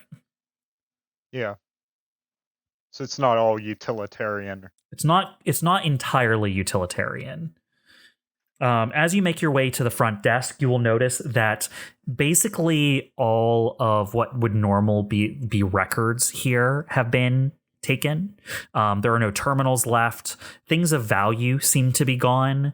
There are still like seating that's like the kind of seating that would be built into the wall, but based off of the layout of this area, there was probably more seating and more like stuff here that was taken. Like the things that could be lifted and taken away were lifted and taken away. You will see the building you've entered in seems to be an admin building. There is, staircases that go higher. There is just behind the front desk what appears to be like a records office in the back. You can see that there are still like what I would call like filing cabinets, but they're more like filing drawers because they're built into the wall. They're not they're not freestanding cabinets. They're like built into the building. But out here at the front desk, you don't see anything. What you will see, though, is actually something that KESTRAL was looking for. Steve, you will notice that as you look around, you see the approximation of a floor plan for the building. And at the top, it says Site XII. Cool. I go check that out. All right. What are you looking for on the floor plan? Chemical storage or anything like that, I suppose. Oh, yeah. There's chemical storage on this. It is not in the building you're in. It is in the building that's more shaped like a giant vat with all the tubes coming out of it. But you do see where on the map that would be. In the center of that giant building, though, you will notice there is like a central... I'm going to call it what it looks like on the map. On the map, it looks like a lake. It looks like there's a lake in the middle of the building, like a giant pool of liquid of some sort. And it is labeled Vesalian medium. Vesalian. All right. I will type it out to you. It's VASSALION and then medium.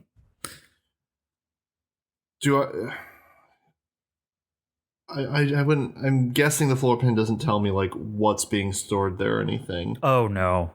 It like you are lucky if there are labels on things. There are some rooms that are just labeled like 1 through 25, right? It's just like 1 with dash and then 25. You imagine that at one point there would have been a directory to tell you what 1, 2, 3, 4, 5 and stuff would have been, but that is not on this floor plan. There are a few things that are labeled on here, but is not a majority of the things. Okay. Other than that, I would look for like a filing room of some sort. Maybe be able to try to find what they stored here and if we can use any of it. Oh, sure. That would be in the admin building you're in right now. You can tell that this is where like storage and data upkeep was. If there are physical records, they would have been in the building you're in now. But this building is like 5 stories tall. And you can see where like there are different filing rooms, but it's hard to say for certain what those different filing rooms have in them. Okay. I'll check 1 or 2 of them out then. Okay. Yeah. Give me a pilot check.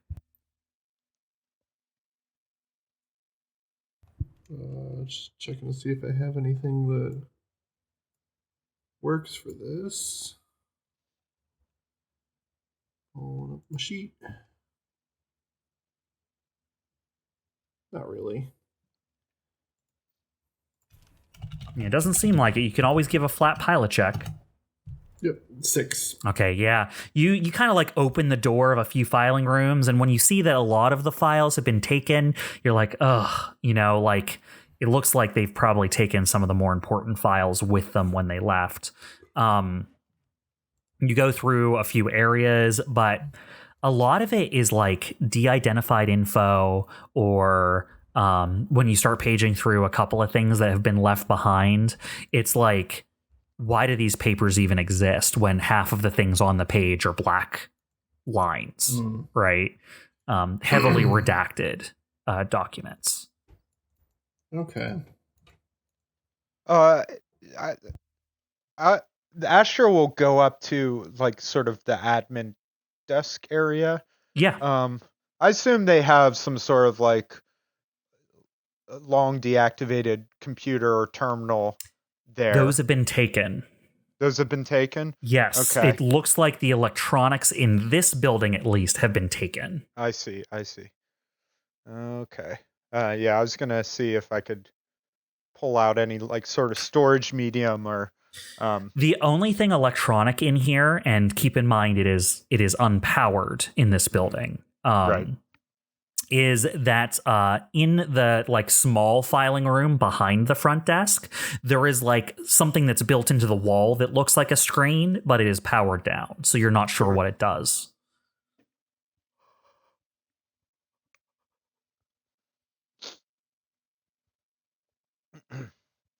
All right. Why don't we split up? Some people can go off, look for some useful chemicals, and maybe some of us can stay here, see if we can find anything in this building, any kind of records or, data we could get our hands on. Figure out what was going on. Wasn't this like 5 stories? Yeah. I mean, you've looked around, Steve, but in the amount of time that you've given it thus far, you have not found I don't mean anything. like we shouldn't keep doing it. I'm like, I've already walked away when he's saying this. Yeah, I understand. Yeah. So Steve is off looking for something. Yeah, that's. I'll split up as well. That sounds like a plan. I'll say, hey, Steve, where are you heading then? Or is he gone? He's gone. Yeah, while you were looking around at other things, Steve found a staircase and was like, huh. He like looked at the map on the wall and he saw like files, and then he went upstairs to start looking through the files. Okay, I gotcha. I'll just follow my way up after him then. Okay. And what was the name of that chemical that was like the lake, Bob? Like in the lake or whatever? I have it typed into our Roll20 chat. It's Vesalian medium. I was interested in checking that out, actually. Dyne is going to head over to like where all the chemicals are in that large building filled with the vats and everything. It'll take you a while to get there. You're like walking like a few buildings over through like walkways and tunnels and stuff like that. But yeah, it's like the giant chemical actually refinery. That's where those things are held, and where the giant like lake-sized pool of liquid is. I know there's not anything like a history check, but I wonder if Dyne would have at least heard of this Vesalian medium at some point, because I mean, he's been working with a lot of weird stuff ever since he started like upgrading the mech. So it sounds like something he may have heard, at least maybe heard of at some point, but I don't know. I could ask you to make a pilot check with difficulty. That's fine. To have even heard of it. Yeah. Let's see. Yeah, you have no relevant skill triggers to this. Yeah. I feel like if anyone's heard of it, of the group, Dyne probably has, given... I could see that.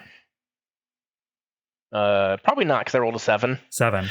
You're like, for a second, you're like, man, I feel like if there was some like large manufactured chemical, like I would know about it, because like usually things that they build giant refineries to build are used on a large scale, right? And you know a lot of manufacturing chemicals. So maybe it's used in a field you're not plugged into. You know what I mean? Maybe it's used for agriculture for all you know. You know what I mean? Maybe it's used in a field that isn't like weapon systems and reactors or something like that. Right. But Maybe it's Maybelline. Yeah, maybe. Yeah, maybe you found a giant pool. Maybe you found the shampoo refinery. But yeah, as far as you're aware, you have not heard of Veselian medium before.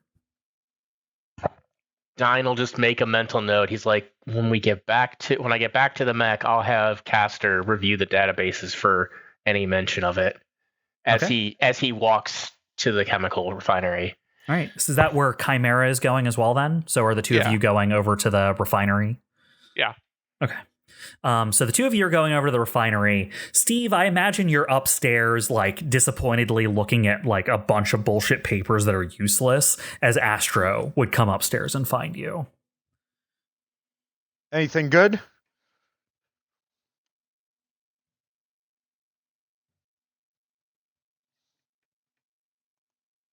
Oh, hold on. A good kindling to start a fire with. Yeah, that's about what I figured. No electronics I can look at either. Seems like when they abandoned this place, they took all the good stuff.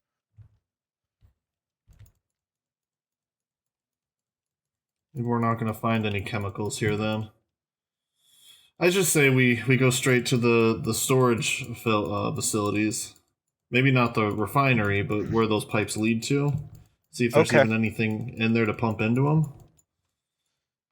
So whatever we need is probably not in that big refinery, right?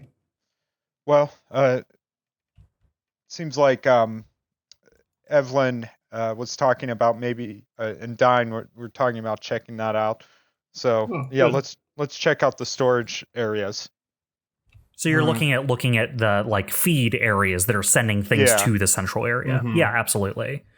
As you guys will kind of come down, you're able to find with the floor plan that Steve found, there is definitely like pathways that go there. They are luckily a little bit closer than walking all the way to the refinery. So I'm going to stick with you guys for a second. Okay. And you guys kind of like walk through a little pathway. It's just the next building over. You're able to find various like pump systems. There's like large walls of machinery. This isn't like the vat room, but you can tell that this is areas that is operating the various machines that did whatever happened in the pipelines here. And you're still not quite sure what that is. But Steve is able to lead you to what he has noted on the kind of floor plan as like where the feed areas come from. And you will find large like storage lockers that are locked with like their door locked, and then they have the kind of like heavy chain style locks that you put on condemned buildings. But yeah, there are doors that say there are storage areas, but they are like locked off. Can we break our way in? Yeah. How do you do so?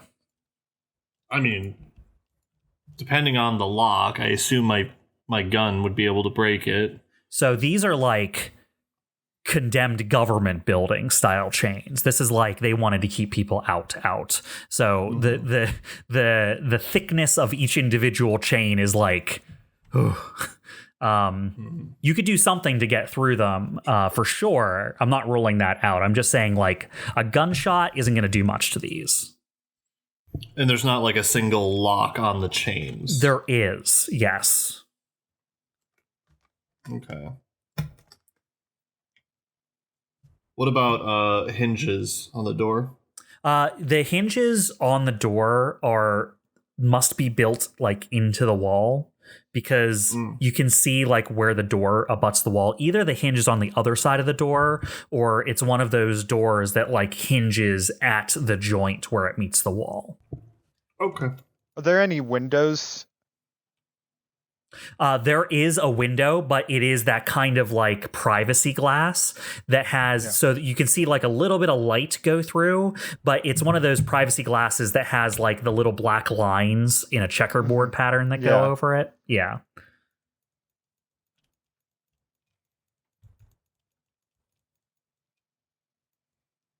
Got anything that'll break a chain? Well, Call the ruined chain and see if they could help you. yeah, that's kind of their specialty. They see chains and they ruin them. I don't have anything on me. You said there's a window that goes into the area we're looking at? Yeah, there's a Bob? window in the door, but it's like that strong privacy glass. Oh, okay. And there's not like a window we could fit through window. You could probably fit your arm through this window if you squeezed. Yeah.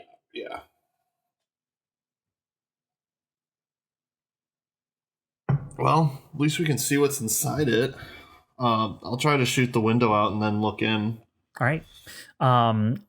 Your gun is a what? It's like a signature, some type of what strength of weapon are you using? I have a medium and a heavy signature. What do you imagine those are? That Steve medium would be with? like an AK. Heavy would be like it's an ordnance, so it'd be like an RPG kind of thing.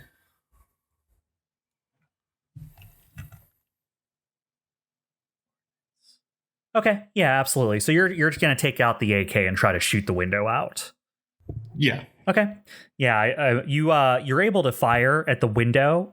It's strong, but it's not like gun strong, right? So you shoot it and it cracks with the first bullet, and then you shoot it a couple of more times, and once there are holes in it, it's like it's still mostly holding together, but you're able to like with the butt of the gun like hit the pieces that are still like clinging on out, but it takes a little bit, but you're able to like clear that little hole of the privacy glass. Okay.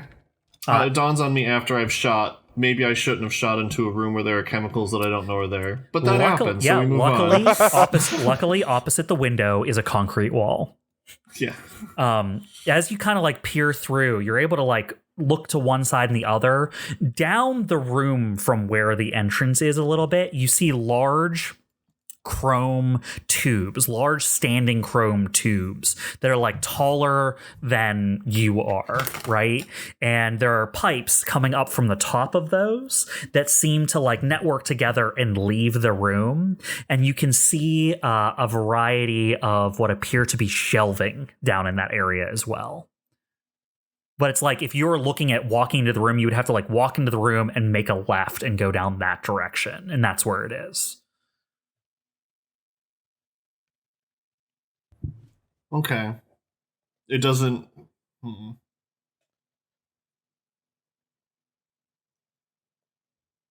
boss, if you want me to, I can blow up the door. You thinking of just grabbing your mech and doing it that way? Yeah, it's probably easiest. Or do you have like any charges on you? I got a few grenades. I'll let you decide how you want to explode the door. I like to give my my crew liberty in these regards. Yeah. Freedom to blow up things how they wish. Yeah, you're right. Might as well save the grenades, and we're waiting for your call anyway, so I'll go get my mech. Okay. If you want to keep fiddling with it, you're more than welcome.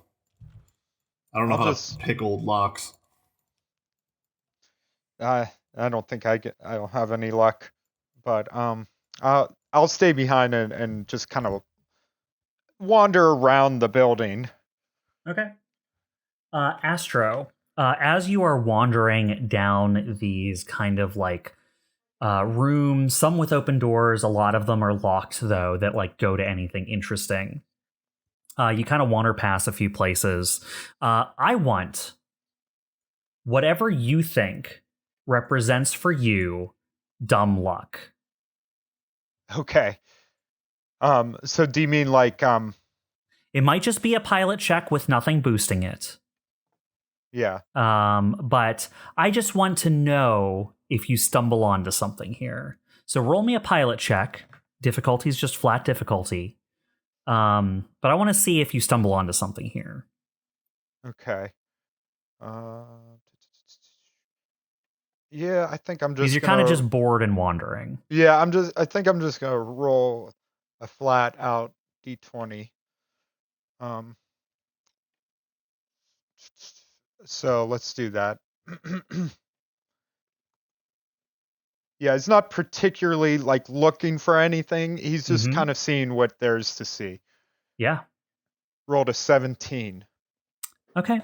Astro, as you're kind of like waiting for Steve to go fetch his mech or some sort of system to blow up the door or breach it in some way, you kind of wander through what open rooms you have available. And you notice that a lot of the, data, you just like take a few things off the wall and you're like, oh yeah, all the data is redacted. You'll notice one thing that has writing on it that isn't redacted though. And you're like, huh, interesting. And it's a plaque on a desk, like on a slightly important looking person's desk. You wander in a room that has like a large desk in the room, and that's all that's in the room is a desk. And you imagine that when this place was active, there was other furniture in this room. But all that's left is this desk, and it looks like they forgot the nameplate on the desk. Right. And as you walk up to the desk, you see on the nameplate, it says Tom Tim Tam. Tom Tim Tam. Yep.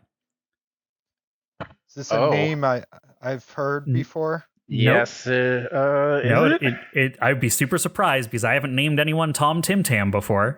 Okay, maybe I know who I was confusing it with. Okay. It says Tom Tim Tam, Regional Director of Project Protoplast. Interesting. Protoplast? Project Protoplast.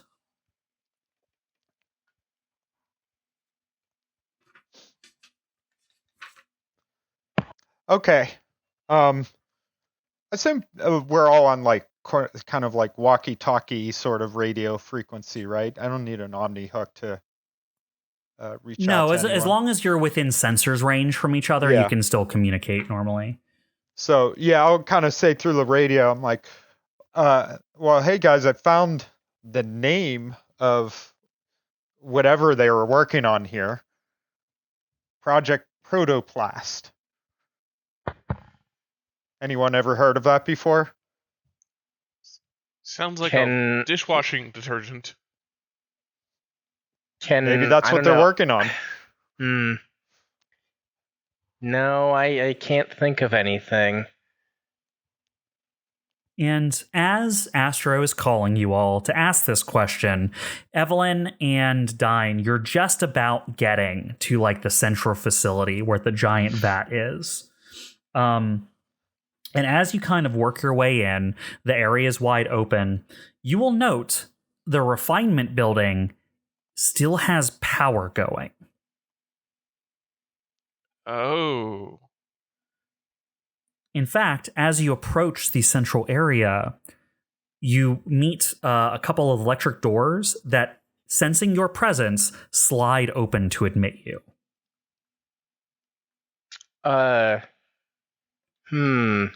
I'm going to look at Evelene, and I'm going to go, what? That's literally what I'm going to say. I'm going to say, what? There is a gentle, kind of luminescent glow coming from beyond the door. like something is glowing in the next room over. What color? It's like, white light. I think we found angels. As long Did as we find heaven underground? As long as they're not weeping angels. I'm not ready for that. Don't look at them. No! That's the opposite of what you want to do. But I want to get turned to stone. That's what happens, right? It's been a while since I've watched Doctor Who. No. When you don't look at them, they kill you. If you look at them, they don't move. That's it.